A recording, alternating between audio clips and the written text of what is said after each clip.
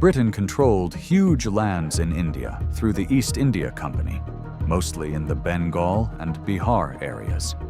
These areas had the perfect soil for growing poppies. The British government rolled out a plan.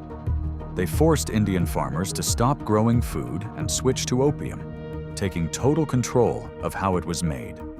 They practically turned opium making into a factory-like setup, pumping out thousands of tons of drugs. Each box of opium weighed about 140 pounds.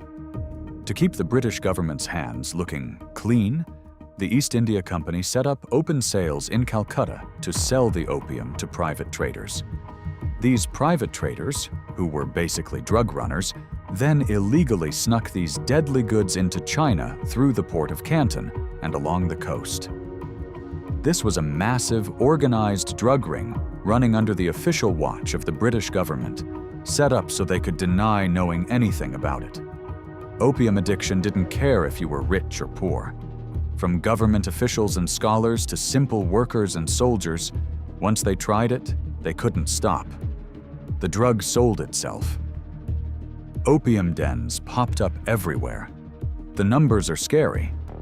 In 1800, China brought in about 4,000 boxes of opium a year. By 1838, just 38 years later, that number had blown up to roughly 40,000 boxes a year. That meant up to 5.6 million pounds of opium were flooding into China every single year. The British plan worked perfectly.